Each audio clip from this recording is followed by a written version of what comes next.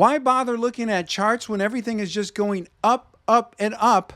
I'm Ron DeLegge with the ETF Guide. It's a futile exercise, I know. You don't have to tell me.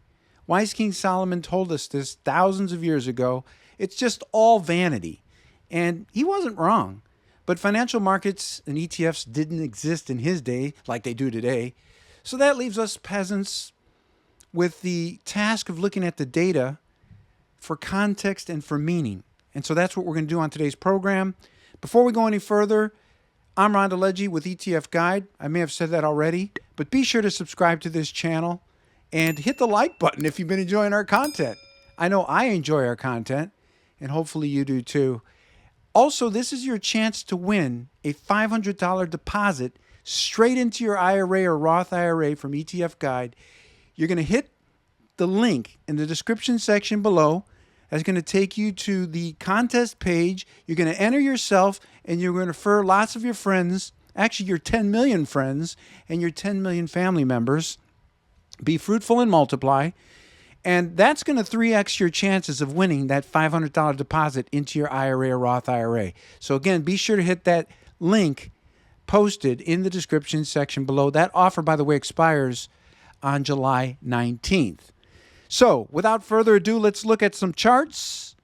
And we'll begin with our typical fear and greed index, which, as you can see here, is in super greedy territory. In fact, it's an extremely greedy territory, which if you look at where we were compared to a year ago, it's the exact opposite.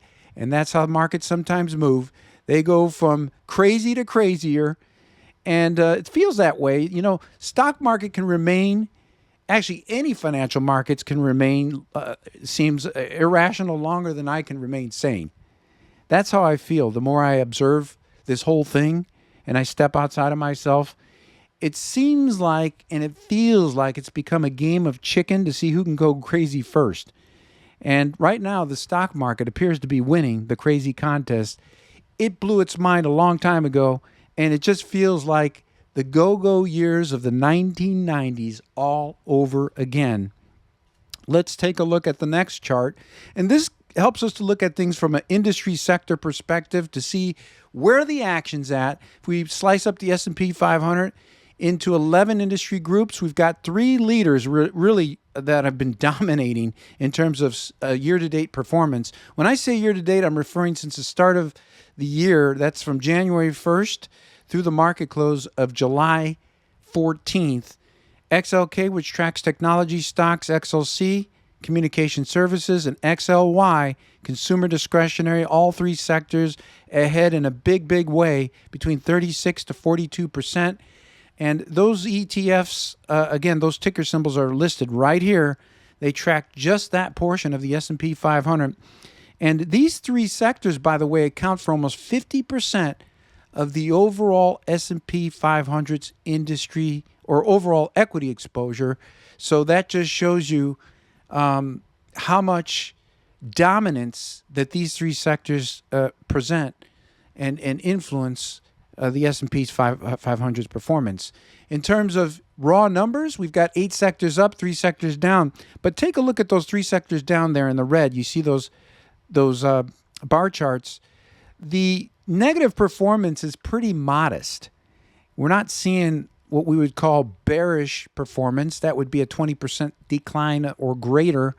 So the losses for energy, that's XLE, XLU is utilities, and XLV healthcare, are modest.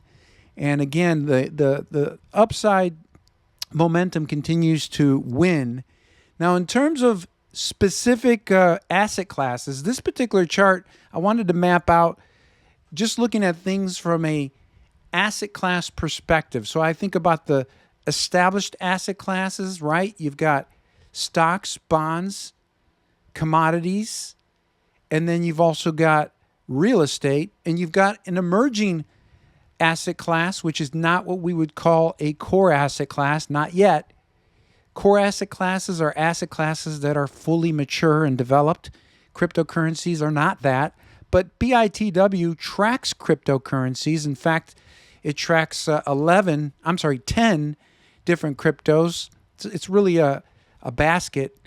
This is the Bitwise Crypto 10 Index. We're going to take a look at what that means in a second. But BITW up huge, 147% and change since the start of the year.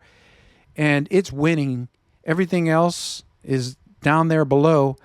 VT, which tracks the total global stock market, which includes U.S., international, emerging markets, ahead by just over 15.75%, and not even close. So we see cryptocurrencies continuing to really dominate in terms of performance this year. This is the composition of BitW. You can see the top weightings. Bitcoin and Ethereum are the dominant coins inside of this particular fund or trust. And so, again, those of you that don't want to bet the house on any one crypto, you might take a look at BitW, which has a somewhat diversified approach, still heavily weighted in Bitcoin and Ethereum, but nevertheless, you get some exposure to some of those other smaller cryptos. In terms of single stock ETFs, and I've been talking about this for a while, single stock ETFs are just blazing saddles.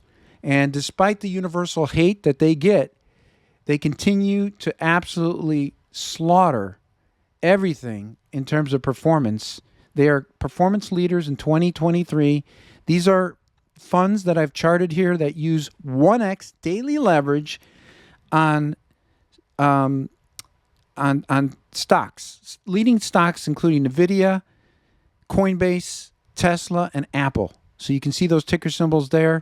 The leaders, NVDL, which is linked to NVIDIA. CONL making a run here. Coinbase has been on an absolute tear over the past month, and that's lifted CONL. But you can see these performance figures are just incredible. Top three here, you're looking at 210%, all the way up to almost 400%. These are year-to-date gains, again, through the market close of July 14th. Here's our friend Dave Krinsis, who I get texts from. He calls me, we trade emails, we talk, and he's always reminding me of the same thing, that the NASDAQ 100 is a generation, or the next generation S&P 500. He says this all the time on ETF Battles, and he sent me this chart in this past week, which is just amazing. This is the past, I think, decade, and it charts out Tesla and some of the leading indexes like the S&P 500. NVIDIA's in there. And then he's also mapped out some of the leveraged ETFs linked to the triple Qs, as well as semiconductors, Soxel, and technology, Teckle. And the performance figures are just incredible. You see here, Teckle up over 3,500%. Soxel up over 3,200%. Unbelievable numbers, but the numbers are what they are, and you can't argue with them. Of course, leverage products like these that use 3x daily leverage are really, they weren't designed to be bought and held forever, but I guess there's some investors out there that are doing it. And anyway, these are the long-term results of these particular funds, and a nice picture of our ETF Battles Judge Dave Krinsis there.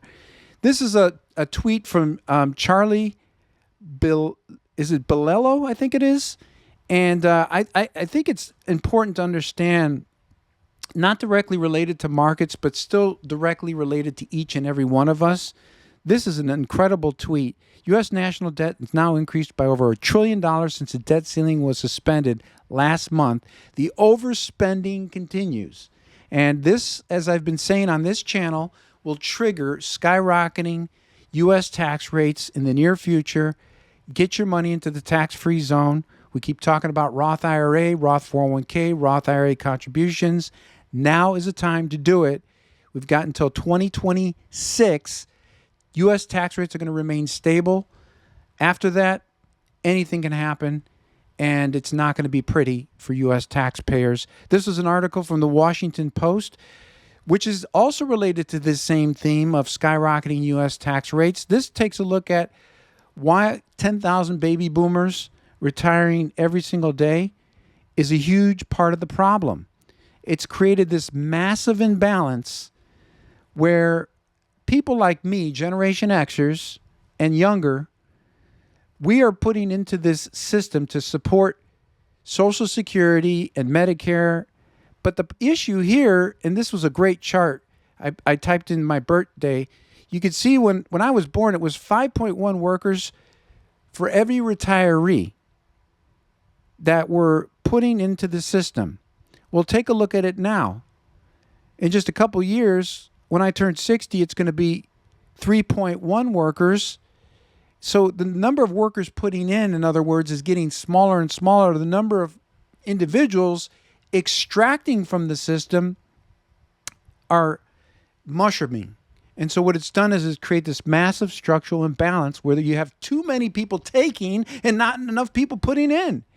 And this is a now problem, folks. This is not a 25-year or 35-year problem down the road. And if your retirement plan assumptions, listen to me very closely, if you're using retirement plan assumptions that say your tax rates are going to remain stable or go lower during your retirement, you better rethink that, because you're a wishful dreamer, and I think you're making some big mistakes in your assumptions. Key takeaways. S&P 500 sectors are painting a very bullish backdrop. We see that with most industry sectors in positive performance. We see the greed and fear index at super greedy levels.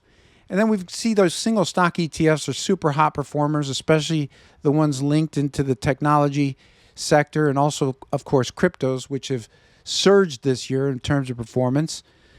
My always reminder to all of our viewers is to always invest with an adequate margin of safety. And at etfguide.com, we just launched our margin of safety tool, which will help you calculate and implement your portfolio's margin of safety. So check it out. And keep shifting money into the tax-free zone to avert the imminent threat of skyrocketing U.S. tax rates. It's coming. It's not coming tomorrow. It's not coming next week, but it is coming in the next few years. So you want to prepare now for that. And then a final reminder, win $500 deposited straight into your IRA or Roth IRA account with ETF Guide's giveaway. And that expires on July 19th. So you want to get in as soon as possible. There's our margin of safety tool at etfguide.com. Be sure to use it. And that's about it for today's episode. I hope you've enjoyed it as much as I have. And, just a couple of final reminders as we close. Go outside, breathe some fresh air, increase your heart rate, move that blood, connect with nature, and connect with your beautiful existence. Remember, before you can get your money right, you first got to get your mind right. I'm Ron DeLegge with ETF Guide. We'll see you next time. Thanks for watching.